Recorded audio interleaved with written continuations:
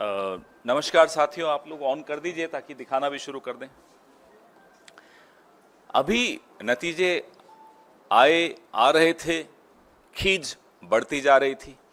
खींच साहब लोगों की ऐसी बढ़ी कि उन्होंने संसद के परिसर में, जहां हम लोग सब बैठकर संसदीय मर्यादाओं का, संविधान का और लोकतंत्र को बचाने के लिए जहां हम धरने पे बैठते थे, शांतिपूर्ण प्रदर्शन करते थे, बापू महात्मा गांधी जी का जो स्टैच्यू है, बड़ा ऐतिहासिक स्टैच्यू है, आप लोग अक्सर कैमराज में उसको दिखाते हो।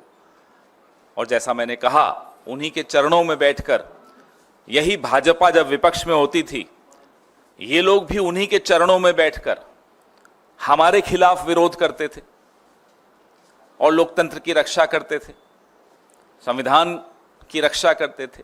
हम विपक्ष में आए, हम भी वही कर रहे थे। लेकिन ये एक अनोखे प्राणी हैं। वो बड़े बुजुर्ग कहते हैं ना, जो कोई व्यक्ति अगर बुराई का प्रतीक बन जाता है तो वो एक अंगारे के माफिक हो जाता है। जलता है तो हाथ जला देता है और बुझता है तो हाथ काले कर जाता है। तो ये बुझते बुझते भी हाथ काले करते जो जा रहे हैं। महात्मा गांधी का स्टैच्यू, आपको तस्वीरें दिख रही हैं, वीर शिरोमणि शिवाजी महाराज, छत्रपति शिवाजी महाराज का स्टैच्यू, बाबा साहब डॉक्टर अंबेडकर का स्टैच्यू, ये तमाम स्टैच्यू वहां से हटा दिए गए। पीड़ा किस बात की है, खींच किस बात की है? पीड़ा इस बात की है कि ये जो one nation one reincarnation, one nation one god जो बनना चाह रहे थे, एक देश एक भगवान खुद जो बनना चाह रहे थे, उन्होंने कहा बीच चुनाव के कि महात्मा गांधी को तो कोई जानता ही नहीं था जब तक पिक्चर नहीं आई। लोगों ने जवाब दिया, 4 जून को करारा जवाब दिया। अब खींच निकालने के लिए उन्होंने महात्मा गांधी का स्टैच्यू वहां से उखाड़ दिया और धकेल दिया कहीं पीछे जाकर। संविधान की पूरी लड़ाई राहुल गांधी, मल्लिकार्जुन खड़गे साहब, हमारे तमाम नेता, प्रियंका जी, पूरे चुनाव प्रचार के दौरान उन्होंने प्रचार से भी ज्यादा संविधान को बचाने की मुहिम छेड़ दी थी।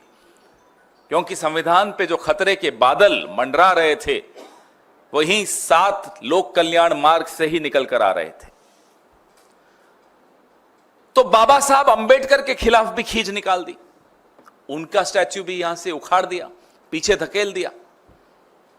महाराष्ट्र के नतीजे आपके सामने हैं। करारा जवाब महाराष्ट्र के लोगों ने भी दिया। तो महाराष्ट्र के लोगों से बदला लेना के लिए उन्होंने क्या कदम उठाया कि छत्रपति शिवाजी महाराज का स्टैच्यू भी यहां से उखाड़ दिया और पीछे धकेल दिया। अयोध्या में क्या हुआ? 50-50 कोस दूर एक भी सीट नहीं जीत पाए। ना केवल अयोध्या, अगल बगल की तमाम सीटों पर करारा जवाब मिला। आप सुबह से शाम तक देखिए कैसे गालियां दे रहे हैं ये अयोध्या वासियों को, राम भक्तों को।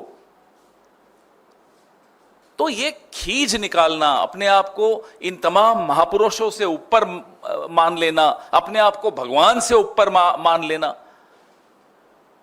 अभी भी ऐंठ गई है। तो भी देखिए, आप आज का भाषण थोड़ा बहुत मेरे कानों में भी पड़ा, इतना अटपटा भाषण, खींच इतनी ज्यादा, झेप नहीं मिटा पा रहे। अब वो एनडीए का फुल फॉर्म मालूम है आपको? नायडू डिपेंडेंट अलायंस या नीतीश डिपेंडेंट अलायंस। पिछले 10 साल में कितनी बार एनडीए का नाम लिया, कभी आपने सुना? गिनो। चलो आज मैं आप सबको होमवर्क देता हूं, मैं अपने आप को भी होमवर्क देता हूं। जितना पिछले 10 साल में एनडीए का नाम नहीं लिया, आज कितने घंटे का भाषण था? 1 घंटे का, तो उससे कम तो बोलते नहीं। 1 घंटे में कितनी बार नाम ले लिया एनडीए का? 1.5 घंटा चलिए, आपने होमवर्क करना शुरू कर दिया। 1.5 घंटे के भाषण में एनडीए का नाम कितना ज्यादा लिया गया। पहले था एक अकेला सब पर भारी, मोदी की गारंटी। अब बीजेपी की भी गारंटी नहीं, अब एनडीए की गारंटी आ गई। वैसे एनडीए वाले जो दोनों हमारे साथी हैं, ये भी जानते हैं इस आदमी की गारंटी पे कोई भरोसा नहीं करता, वो लोग भी नहीं करते।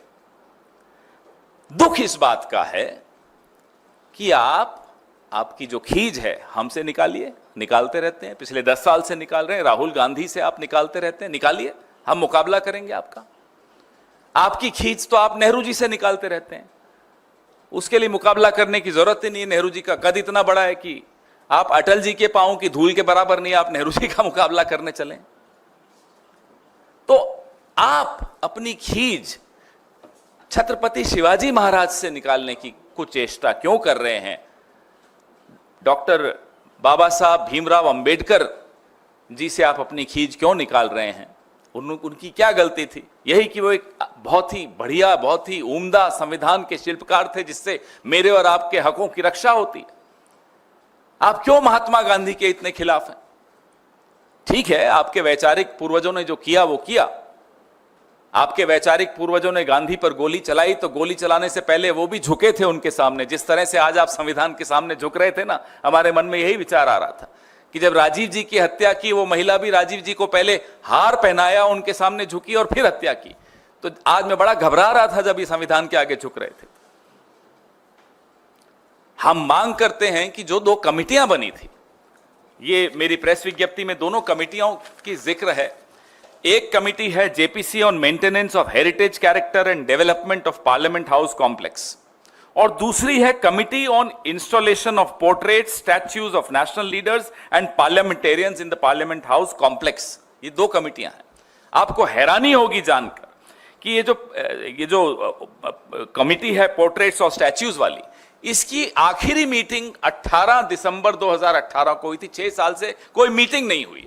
और कल जब जयराम रमेश जी ने ये मुद्दा उठाया ट्वीट करके, 2 बजे उठाया था, लगभग 8 बजे ये जवाब देकर फिर झूठ बोलते हैं कि राजनीतिक दलों से बात हुई थी। किसी राजनीतिक दल से कोई बात नहीं थी।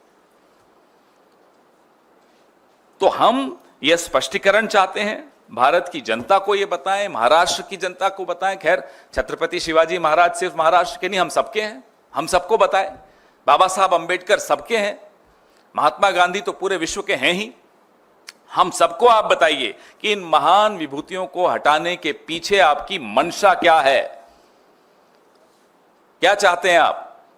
कि हम इन लोगों की चरणों में बैठकर आपका विरोध नहीं कर सकें? हम करेंगे।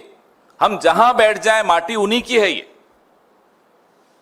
लोकतंत्र की रक्षा करेंगे, आपको हम जवाबदेह बनाएंगे, और संसद के भीतर और संसद के बाहर आपको इन तमाम सवालों के जवाब जनता को देने पड़ेंगे। Stay ahead with our cutting-edge news app. Instantly access the latest shorts in just 1 minute and breaking news in just 50 words. Download now for a smarter, faster news experience.